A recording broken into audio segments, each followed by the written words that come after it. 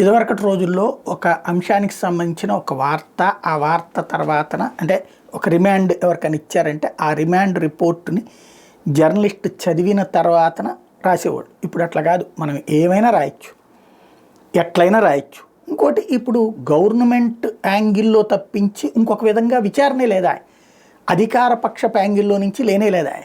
ఇప్పుడు వల్లభనేని వంశీ తెలియదు అన్నాడు. అదుర్సు సినిమాని పద్దాక ఎందుకు వాడుతున్నారు తెలుసా? అదుర్సు సినిమా నిర్మాత అతను కాబట్టి ఆ పదం వాడుతున్నారు. అందులో తెలియదు, గుర్తులేదు అన్నాడు అన్నటువంటి. ఇక్కడ పాయింట్ ఏంటయ్యా అంటే, వంశీ సత్యవర్ధన్ కిడ్నాప్ చేశాడా లేదా? విజువల్స్ చూపెడితే ఏమనాలి? అది కిడ్నాప్ అంటారా అని అడగాలి. అది కిడ్నాప్ అంటారా? అతను వచ్చాడు, కనబడుతున్నాడు కదా, నాతో సరదాగా తిరిగాడు, మా వాళ్ళతో సరదాగా తిరిగాడు అన్నట్టు. అదే సత్యవర్ధన్ వీళ్ళు పట్టుకొచ్చినప్పుడు ఎట్లాంటి విజువల్ ఉంది? పోలీసులు పట్టుకొచ్చినప్పుడు అది కిడ్నాప్ దృశ్యంలాగా ఉంటుంది.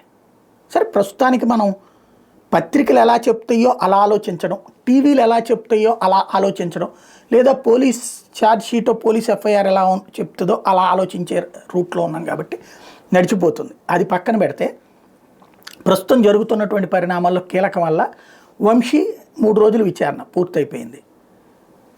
మాస్టర్కు 10 రోజులు అడుగుతారు, వాళ్ళు 3 రోజులు అట్లా ఇస్తారు. మేము అడిగిన ప్రశ్నలకు సమాధానం చెప్పలేదు, మళ్ళీ తీసుకుంటామంటారు. ఒక్కోసారి 1 రోజు ఇస్తారు, రెండోసారి, లేదా ఆ తర్వాత ఇవ్వరు.